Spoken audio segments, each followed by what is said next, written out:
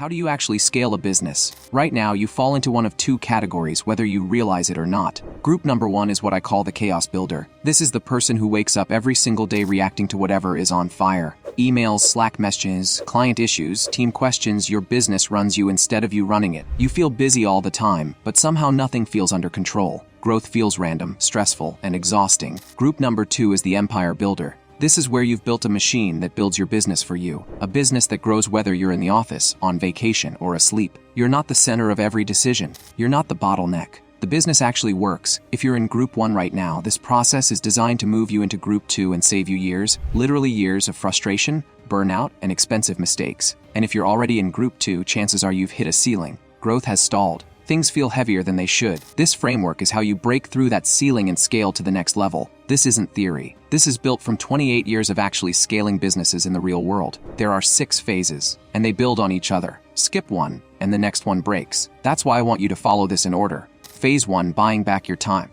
Phase 2, clarifying your strategy and offer. Phase 3, building a predictable growth engine. Phase 4, systematizing delivery and operations. Phase 5, installing leadership and management systems. Phase 6, scaling culture and vision. Everything starts with Phase 1, buying back your time. Here's a truth most people don't want to hear. Broke people spend time to save money. Rich people spend money to save time. You cannot build a multi-million-dollar company doing 10 tasks. It is mathematically impossible. You cannot outwork that reality. Your business will always be capped at the speed of your delegation.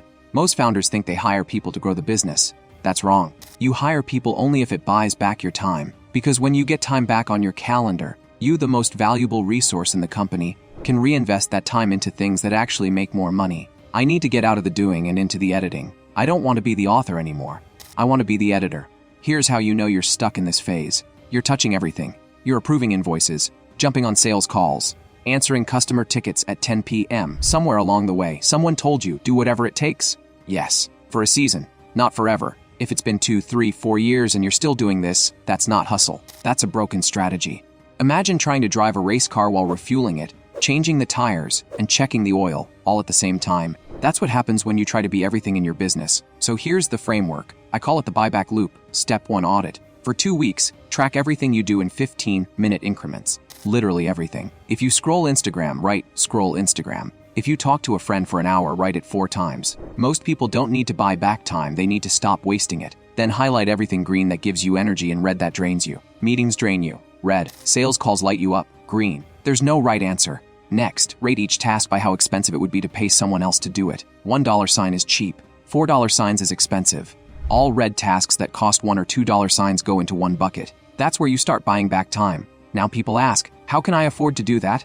You calculate your buyback rate. Take your annual income, divide it by the hours you work, then divide that number by 4. That's your buyback rate. If you make $100,000 a year and work 2,000 hours, that's the $50 an hour. A quarter, that is well of 50. Anything you can outsource for less than that is a win. There are people globally who will work for 3 at 5,000 an hour doing admin, research, inbox management, automation. The only thing stopping you is your inability to let go. Step 2, transfer. The fear here is always the same. What if they mess it up?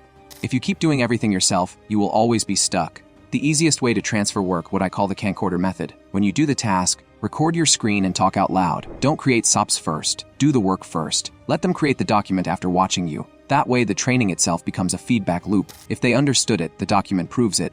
Then comes the 10-80-10 rule. You own the first 10% ideation. They own the middle 80% execution. You own the last 10% integration. That's how you maintain control without becoming the bottleneck. Step 3, fill. Once you buy back time, you must protect it. If you don't value your time, nobody else will. Use freed up time first to do revenue-generating work. Then invest the rest into habits, beliefs, and character traits that match the next level version of you.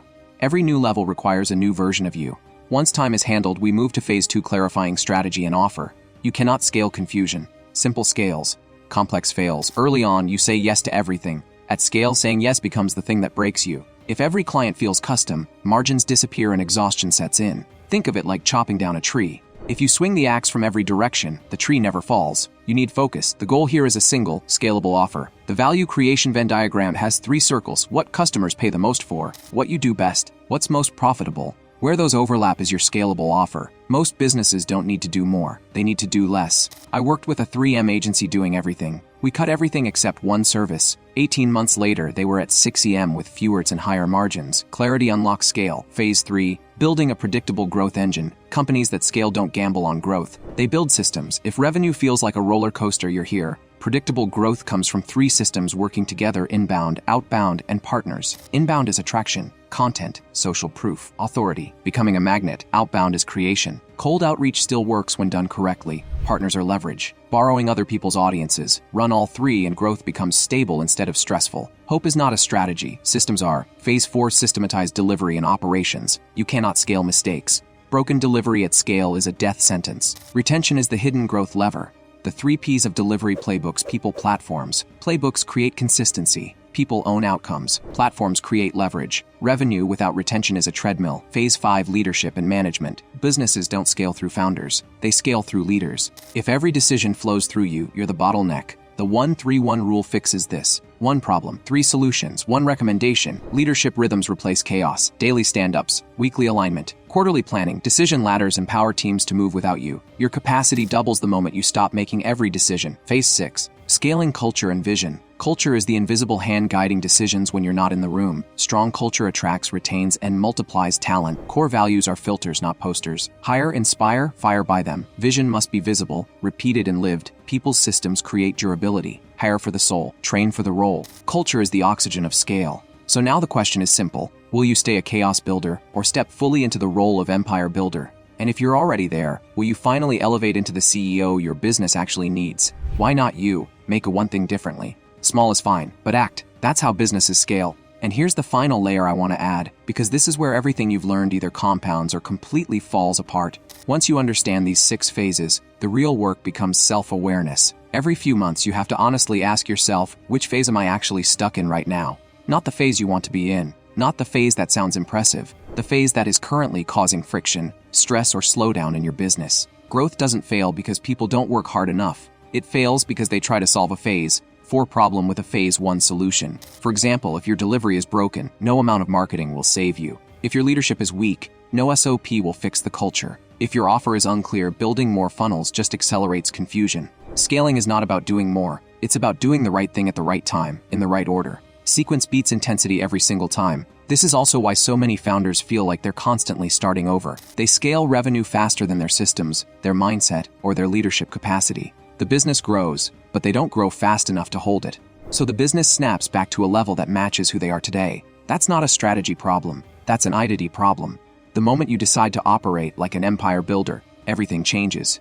You stop chasing tactics and start building infrastructure. You stop asking, what should I do today? And start asking, what system should exist so this never needs me again? You stop measuring success by how busy you are and start measuring it by how unnecessary you've made yourself. And that's the real goal here. Not freedom from work, but freedom from chaos. A business that grows because it's designed to grow. A company that can outlive your energy, your motivation, and even your presence. That's not luck. That's leadership.